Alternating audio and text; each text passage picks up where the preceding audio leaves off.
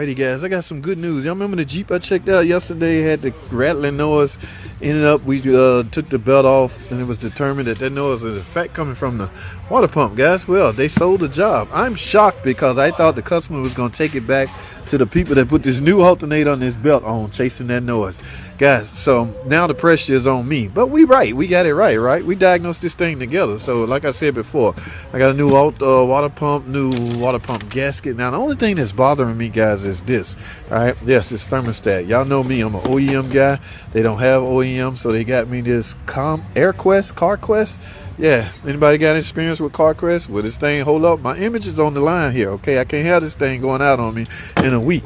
Okay, we got some new coolant. I actually got 2 gallons of coolant and some coolant flush. So I got a lot of work to do, guys. It's not that hard, but I ain't gonna be able to film it. I'm sorry. I think I got some footage out there already with replacing the water pump. So y'all, let me get busy, man. Ooh, righty, guys. Y'all sure saw that shorts video, right?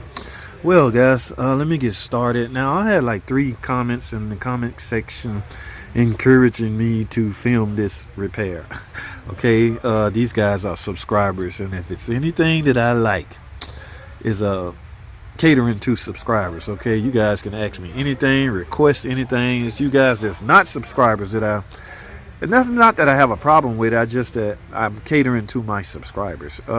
They really want to see it, so let's go for it, guys. Now, let me keep in mind, I'm not a tutorial guy. I'm not like Uncle Mark. Uncle Mark will point out every single bolt and tell you which sides to grab and use. Okay, I'm coming from you are already a mechanically inclined individual. All right, so the basics is will not be discussed, although a lot of things will not be discussed. It's gonna be visual for the most part, guys, but it's pretty simple, guys. And I shouldn't say that because that's not, so I'm gonna explain as much as I can. All right, so let's get started, man. Without further ado, first thing first, you're getting ready to do anything as relates to an accessories, because that's all this is, guys. Water pump accessory, compressor, idler pulley, tensioner, alternator. All right, so first thing we need to do is get this belt off. So I'm gonna get the belt off. I'm gonna drain the coolant, guys. Now let me say this about coolant. I'm not one of those guys that always run straight for the radiator drain cock. All right, I've had no luck dealing with those. Every one I've opened, I can close it back up. It just seemed to never seal. So I have refrained from draining coolant that way. You, on the other hand, you likely should do it. Okay, I'm one of those guys. I'm the guy that's gonna take the hose off and let all my coolant drain out through there. All right. Okay. This hose right here goes straight to the radiator.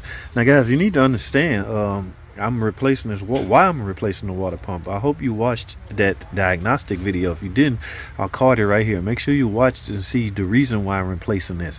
Okay, water pumps can fail in a number of ways. Number one, they can fail by way of leaking. They can fail by way of being noisy, and they can fail by way of just simply not producing. Okay, you know what a water pump does? Its job is to circulate coolant throughout the coolant system. All right, it has a huge responsibility, guys, to the point where coolant has to circulate its way all the way up through small little heater hoses and even work its way to your heater core. So that water pump is crucial. Now, let me stop talking. First thing I'm gonna do is grab my ratchet and take this belt off, and I'm just gonna set the camera up and go with it, guys. It's just a bunch of nuts and bolts have to be removed. Let me get some of this coolant out first, guys. Y'all ready, man? Let's freaking get it, man.